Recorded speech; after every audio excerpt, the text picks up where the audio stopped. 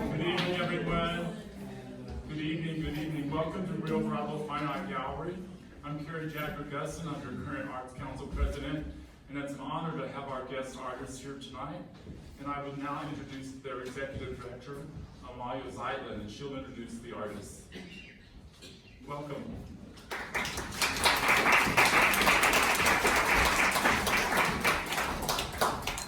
Thank you all so much for being here. It's really, really great to be back in this beautiful gallery, and thank you to the Sierra Arts Council for sponsoring this concert. So, for the first few pieces, I will be joined by Julio Campos on viola, and if you were here in May, he was one of our performers for that recital. And then we're going to do a few duets. After that, we'll be joined by Vega-Albela, you'll see him when he comes, but that'll be for our trio, and he's our artistic director, the violinist. And then for the last piece, which will be after a little intermission, we'll have Alina Vasquez on cello. So I'll reintroduce them when they're all up here. But if this is your first time at a Camerata concert, we are a flexible chamber music ensemble based in Las Cruces and El Paso. And we do concerts year-round, all the time, and our mission is to make classical music as accessible as possible, both on the performance side and also on the education side. And we like to focus as much as we can on composers that have been historically underrepresented, and also sort of pair them with composers that have not been underrepresented. So for example, we'll be starting with the music of Johann Sebastian Bach, who I'm sure you've all heard of, and if you were here in May, that was an all Bach program. And then we'll be doing the pieces of two Hungarian composers, Béla Bartók and Zoltán Kodály, and they're somewhat well-known, very, very well-known in classical music circles, but outside of classical music circles, sort of well-known. And then we'll finish the program with a quartet by Fanny Mendelssohn, who is not very well-known, but you may have heard of her brother, Felix Mendelssohn. But she was also a very talented composer.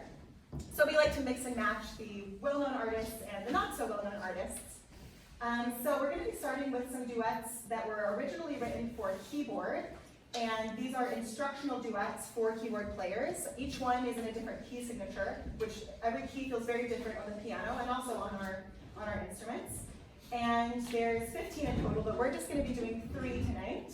And so these were arranged for violin and viola by a person named Ferdinand David, who actually was a really close friend of the Mendelssohn family. And if you've ever heard the Mendelssohn Violin Concerto, he was the person who premiered that. So there's sort of some connections with our program.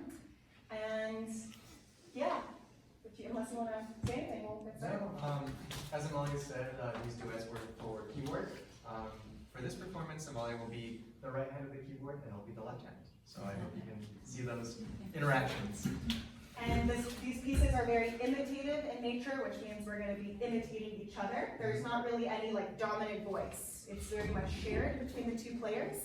And that's a really fun way to listen to them, is to kind of try to follow the themes as they go from me to Julio, back to me, and so forth. We're just throwing this ball of themes back and forth to each other.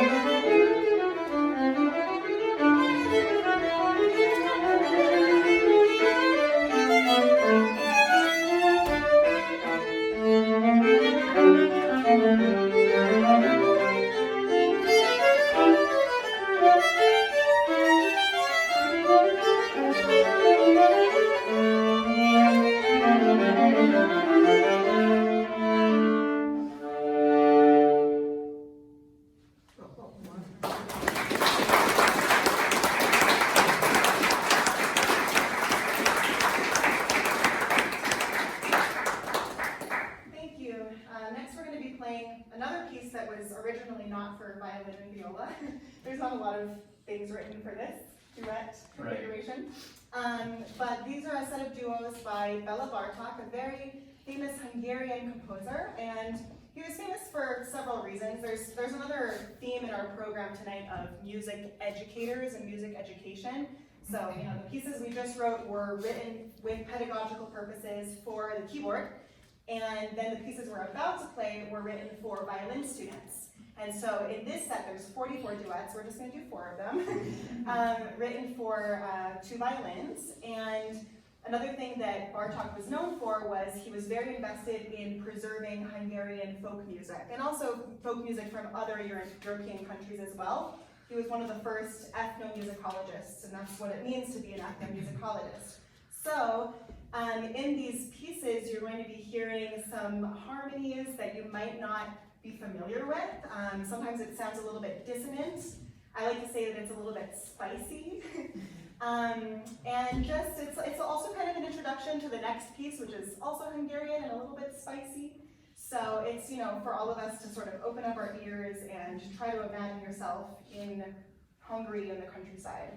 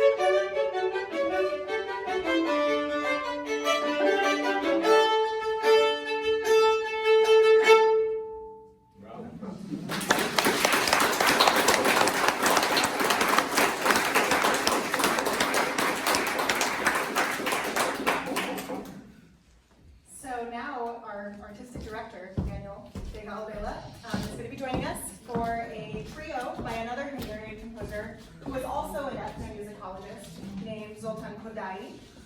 And together, Béla, Bartók, and Zoltán, Kodály, the two composers we're doing right now, cataloged like tens of thousands of Hungarian melodies. And you'll hear a lot of them in this next piece, which, just as a warning, is a lot longer. It's about 25 minutes. So that was your warm-up, kind of our warm-up. And it's in 3 movements, this next piece. So the first movement has this really energetic, sort of like stampeding theme, and then some really beautiful lyrical melodies as well. The second movement has been described as a lover's quarrel between the first violin and the viola. And during that one, the second violin part is just sort of providing some atmosphere, but you'll hear a lot of funny things in that movement, things that kind of sound like bickering and sighing and expressions of love and desperation and rejection and all of these different things. Who wins that quarrel? Let you decide. Yes.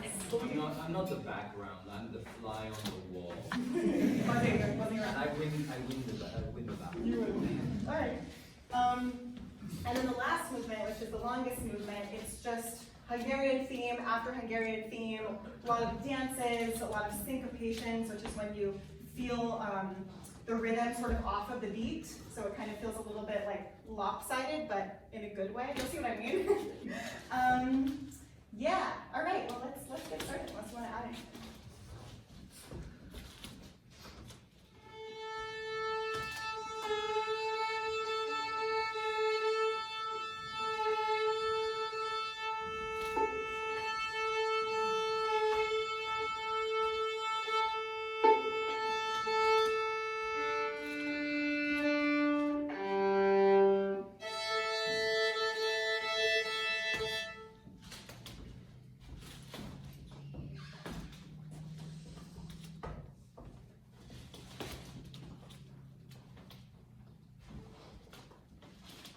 In case you're wondering, these pedals that we're using down here are turning our electronic pages. People often ask about that, so that's what we're doing when you see us stomping on the floor.